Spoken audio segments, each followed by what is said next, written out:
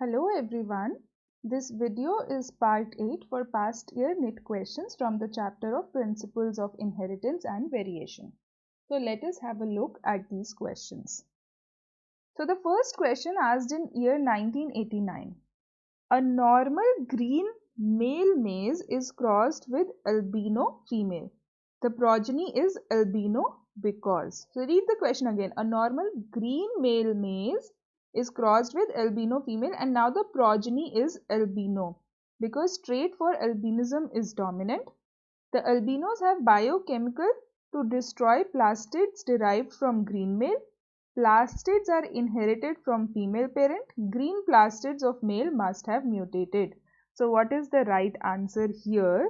The progeny is albino because plastids are inherited from the female parent.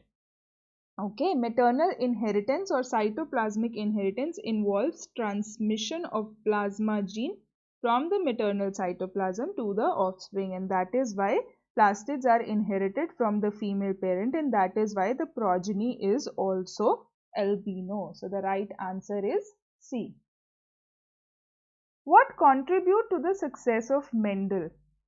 Qualitative analysis of data, observation of distinct inherited traits, his knowledge of biology, or consideration of one character at one time.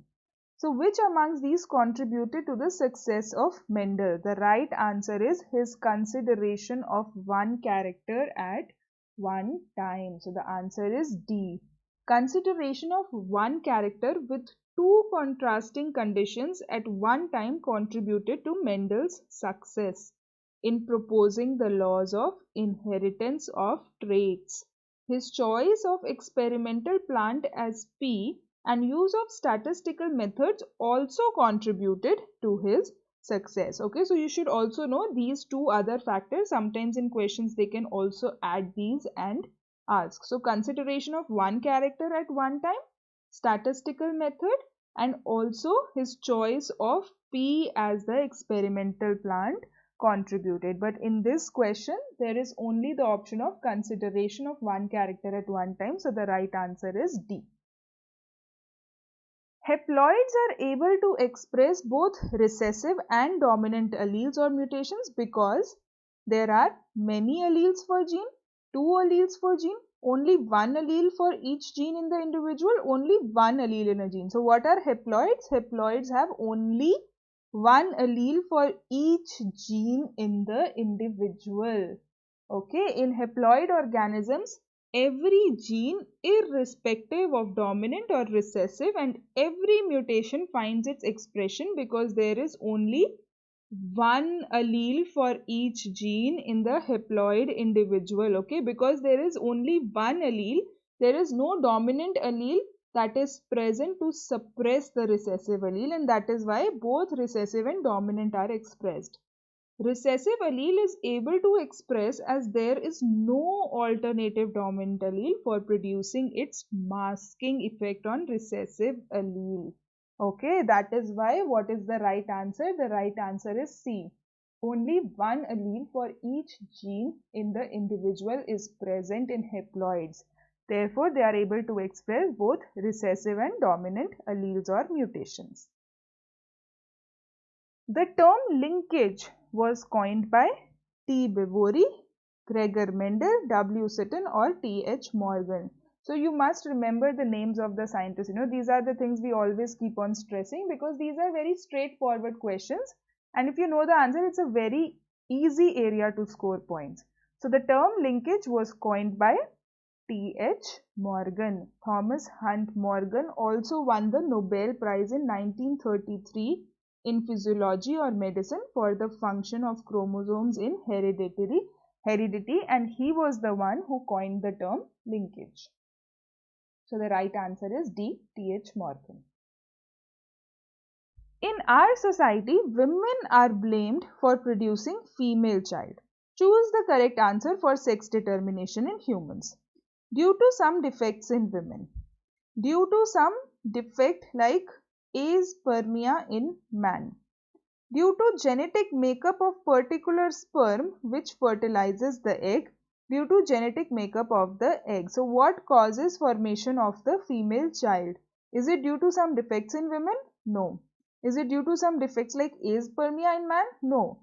It is due to the genetic makeup of the particular sperm which fertilizes the egg. Okay. So the sperm, depending on whether it is X or Y, fertilizes with X of the female always. So the X is always coming from the female. The sperm can be either X or Y, that determines the sex of the child.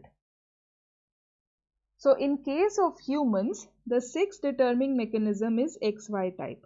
Out of 23 pairs of chromosomes, 22 pairs are exactly same in both males and females, and these are called as autosomes. A pair of X chromosome is present in the female. Okay, so this pair of X chromosome is always present in the female, whereas presence of an X and Y chromosome are determinant of male characteristics. In case the ovum fertilizes with a sperm carrying X chromosome, the zygote develops into a female, and the fertilization of ovum with Y chromosome carrying sperm results into a male offspring. Okay, so this is the composition of the egg always, and depending on what is the sperm, if the sperm is X or if the sperm is Y. If the sperm is X, it's a female, and if the sperm is Y, it's a male. So it is due to the genetic makeup of the particular sperm which fertilizes the egg, we determine the child. So the answer is C. Which one of the following conditions correctly describes the manner of determining sex in the given example? Homozygous sex chromosome ZZ determines female in sex birds. XO type of sex chromosome determines male sex in grasshopper. XO condition in humans as found in Turner syndrome determines female sex. Homozygous sex chromosome produces male in Drosophila. So what is the right answer? Which one of the following condition correctly describes the manner of determining the sex in a given example? So the right answer here is XO type of sex chromosome determine male sex in grasshopper, because all the other options are wrong. This is wrong here. XO condition in human as found in Turner syndrome determines female sex. No, it is XX that determines female sex. And homozygous sex chromosome produces male Drosophila. No, it is depending on the ratio of autosomes to sex chromosomes. So the only right option is B. In grasshopper, the males lack a Y sex chromosome and have only an X chromosome. They produce sperm cells that contain either an X chromosome or no sex chromosome at all, which is designated as O. So the right answer is B. XO type of sex chromosome determine male sex in grasshopper. So these sex determination questions in this part are also very important, because we are seeing like recurring questions on this part. In Drosophila, the sex is determined by what we just discussed in the previous question. Whether the egg is fertilized or develops parthenogenetically. The ratio of number of X chromosome to the set of autosomes. X and Y chromosomes. The ratio of pair of X chromosome to the pairs of autosomes. So what is the right answer? The right answer is B. Calvin Bridges demonstrated that in Drosophila, the sex is determined by the ratio of number of X chromosome to the sets of autosome. Okay, this is also very important, because if you look at option B and D, they are very similar. But what determines is sets of autosomes and not pairs of autosomes. Okay, so it is the ratio of number of X chromosome to the set of autosome that determines the sex in Drosophila. So it is B. In which mode of inheritance do you expect more maternal influence amongst the offspring? I think by now we have seen so many questions that we know this by now. Is it cytoplasmic? It is Y-linked? Is it X-linked? Or is it autosomal? In which mode of inheritance do you expect more maternal influence amongst the offspring? The right answer is A, cytoplasmic. The gene of cytoplasmic characters occur outside the chromosome, that is in the cytoplasm. Cytoplasmic characters they are called. They inherit their traits like chromosomal genes do. Okay, it is similar to that. In a zygote formation, the cytoplasm comes from the mother's ova, and hence the cytoplasmic characters must come from the maternal side.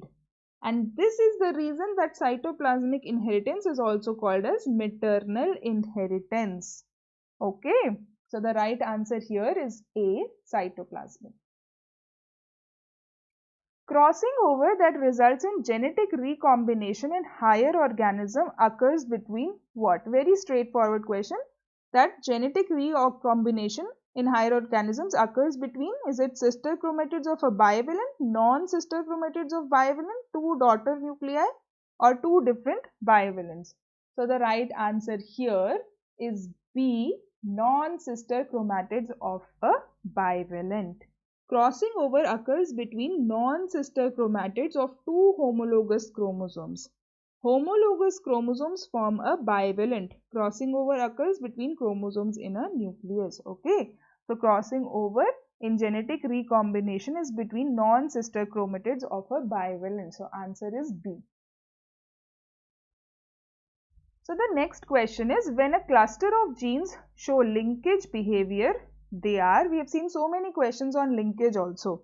So when the cluster of genes show linkage behavior, they induce cell division, do not show a chromosome map, show recombination during meiosis, do not show independent assortment. So what is the right answer? The right answer is, when a cluster of genes show linkage behavior, they do not show independent assortment because they are linked. Linkage is the staying together of genes and their en bloc inheritance from generation to generation. Okay, linked genes do not show independent assortment since they are present on the same chromosome. Okay, from the word linked, they are present on the same chromosome and therefore they will not show independent assortment. So the right answer is D.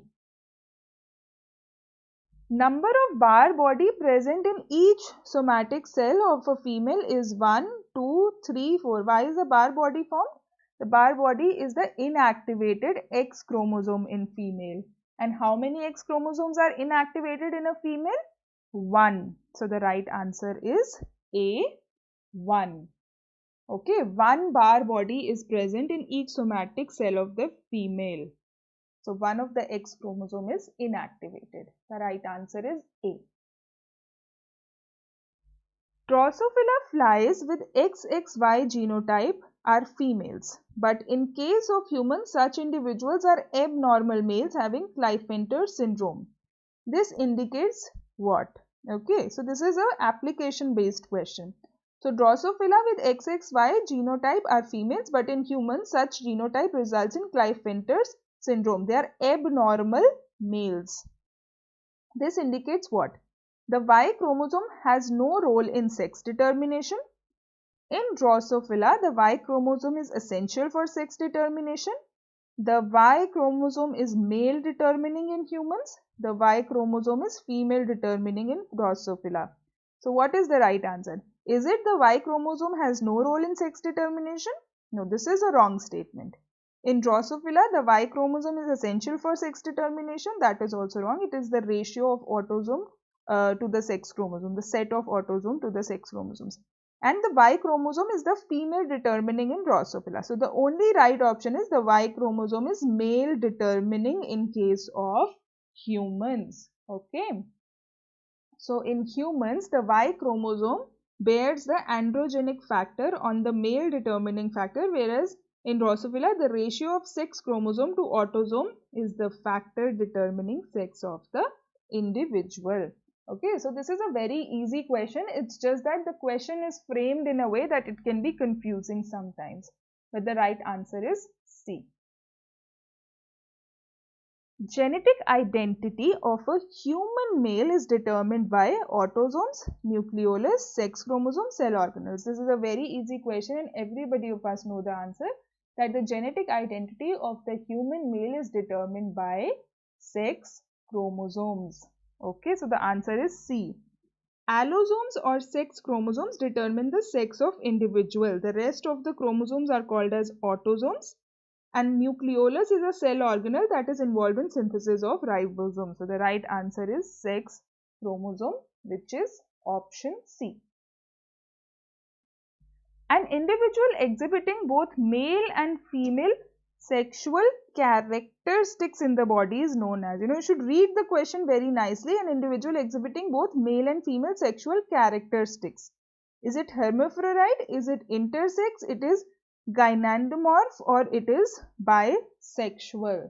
So what is the right answer here? The right answer here is C. Okay, gynandomorphs. Gynandromorph. Why? Hermaphrodite or bisexual refers to an organism having both male and female sex organs. And what is the question here? Having both male and female sexual characteristics. So there is a difference between sex organs and sexual characteristics. And gynandromorphs are individuals who exhibit both male and female characteristics. So the right answer here is C. So don't get confused between this term and the hermaphrodite or bisexual. So we will come up with more questions from this chapter, and thank you for watching the video.